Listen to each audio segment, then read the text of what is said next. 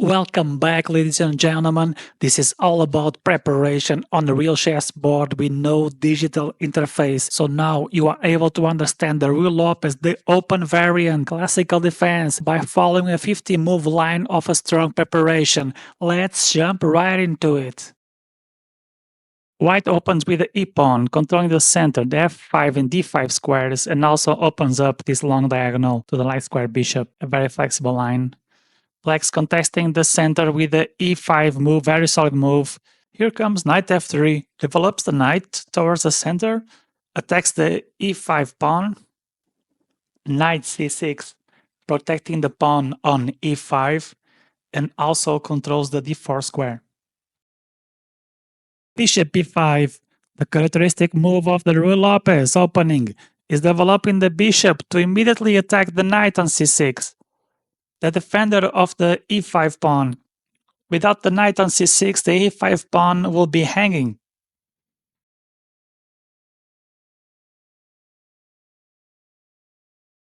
Knight f6 attacks the undefended pawn on e4. A good move for white will be castling, but he's king on safety and develops the rook to e1. Now black has many options here, but this preparation is characteristic for one specific move, and that is knight takes e4. There you have it. The open Ruy López. But white knows how to deal with it. This is all preparation, all well-known moves, and plays immediately d4.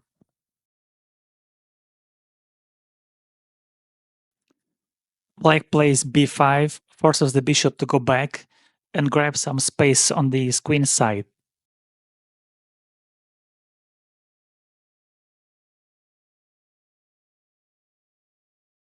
Black goes pawn to d5, defending the knight on e4 and solidifying the center.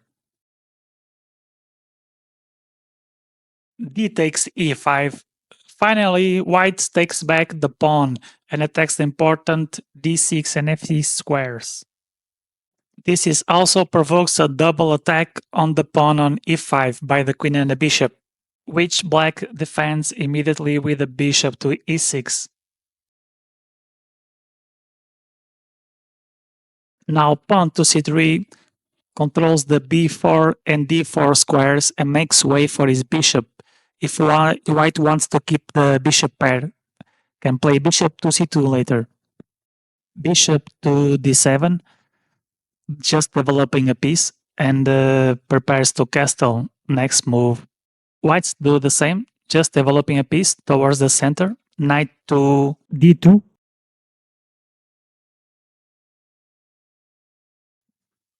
And black goes for knight to c5, attacks the bishop, tries to get the bishop pair.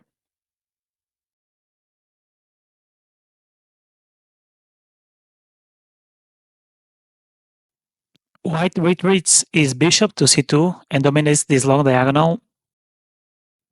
Now what is the plan for black? What to do here?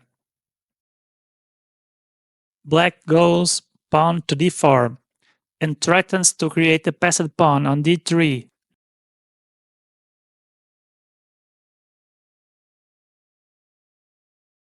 White plays knight b3, threatens to win a pawn on d4, with 3 pieces attacking it.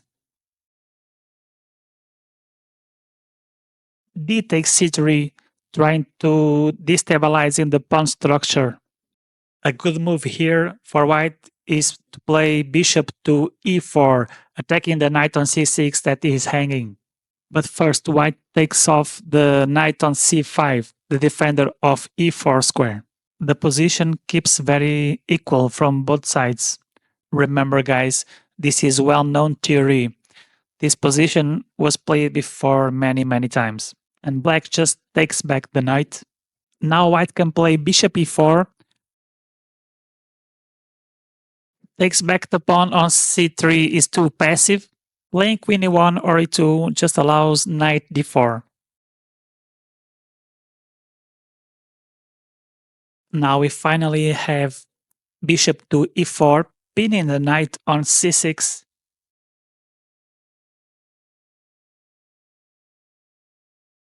Queen takes queen on d1. An intermezzo move, first exchanging the queens, avoiding sharp lines here. And white just recaptures his queen on d1 with the rook.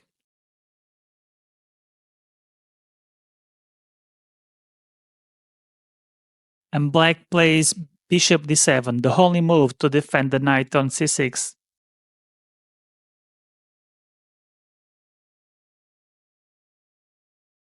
This was a training, instructive and educational content that allows you to learn how to play this strong preparation. By following a 50-move line, you stay focused on that variation from start to finish, avoiding getting lost in excessive nuances. So you reach the end of this line with greater clarity. This preparation is very accurate because most of the moves are theory, the well-known moves played hundreds of times before, and then a few moves suggested by the computer. This content is important to you, not only to know the moves of this variant and memorize them, but to understand the line and the ideas behind. So the challenge for you to learn and improve is this great opportunity to follow these 4 steps.